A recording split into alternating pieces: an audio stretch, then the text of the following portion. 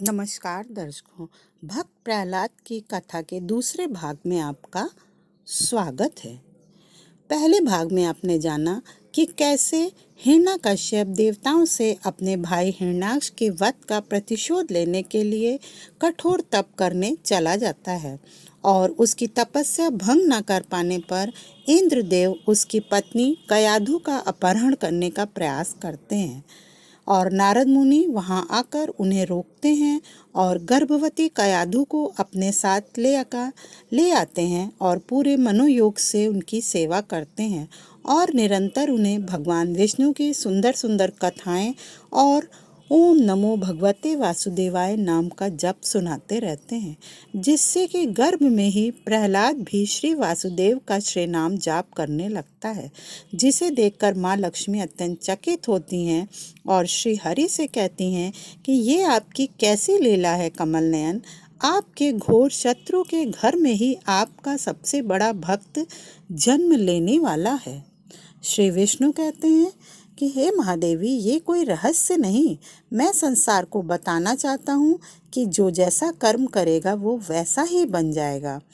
असुर होकर भी यदि कोई अच्छे कर्म करेगा तो सुर कहलाएगा और सुर होकर भी जो दुष्कर्म करेगा वह असुर ही कहलाएगा।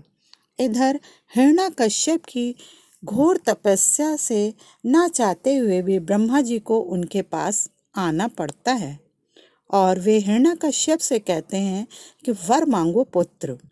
हिरण्यकश्यप कहता है, हे प्रजापति, यदि आप मुझ पर प्रसन्न हैं तो मुझे मृत्यु पर विजय प्राप्त करने का वरदान दीजिए। ब्रह्मा जी कहते हैं, असंभव, तुम जो वरदान मांग रहे हो वो मेरे वश में नहीं है। जीवन और मृत्यु ये सृष्टि के ऐसे नियम हैं जिन्हें कोई नहीं तोड़ सकता, तुम कुछ और मांगो। हिरण्यकश्यप कहता है, प्रजापति, फिर मुझे ये वरदान दीजिए कि मैं न घर के भीतर मरूं और न घर के बाहर, न मैं दिन में मरूं और न रात में, न मुझे मनुष्य मार सके न पशु, न मैं अस्त्र से मर सकूं न शस्त्र से, न मैं धरती पर मारा जाऊं न आकाश में। ब्रह्मा जी कहते हैं, तथास्तु, तुम्हारी सभी इच्छाएं पूर्ण होंगी। हिरण्यकश्यप अट्टहास करता है और अति प्रसन्न होता है कि उसने ब्रह्मा जी को भरमा कर उनसे वही वरदान मांग लिया जो वो पाना चाहता था। और ब्रह्मा जी से वरदान पाने के बाद हिरण्यकश्यप अपने राजमहल वापस आता है और वहाँ अपनी पत्नी कयाधु को ना पाकर सेवकों पर अत्यंत क्रोधित होता है। तभी गुरु शुक्राचार्य वहाँ आ जाते हैं और बताते हैं कि कैसे इंद्र ने उनकी पत्नी के हरण का प्रयास किया। हिरण्यकश्यप अत्यंत क्रोधित होता है और तुरंत देवलोक के लिए प्रस्थान करता है और देवसेना को पराजित कर इंद्रासन पर अधिकार कर लेता है। वह इंद्रदेव को अपनी पत्नी के अपहरण के लिए धिक्कारता है। तभी नारद मुनि वहां आ जाते हैं और उसे कयाधु के अपने पास सकुशल और सुरक्षित होने का समाचार देते हैं।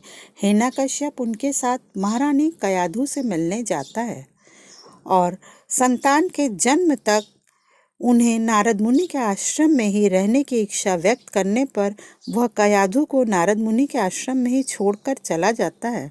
नारद जी श्री विष्णु की लीला पर अत्यंत प्रसन्न होते हैं कि घोर विष्णुद्रोही के घर पर ही अनन्य विष्णु भक्त का जन्म लेने वाला है, यह उसे स्वयं ही नहीं मालूम। और हिरण्यकश्यप इंद्रासन पर बैठकर भोग विलास में डूब जाता है। उसके अत्याचार दिन पर दिन बढ़ते जाते हैं। इधर कयाधु को प्रसव पीड़ा प्रारंभ होती है और नारद मुनि भगवान श्री विष्णु से सहायता की प्रार्थना करते हैं और भगवान विष्णु योग माया को कयाधु की देखभाल करने के लिए भेजते हैं। महारानी कयाधु एक सुंदर पुत्र को जन्म देती हैं, जिसे देखकर श्री विष्णु और माँ लक्ष्मी अत्यंत प्रसन्न होते हैं।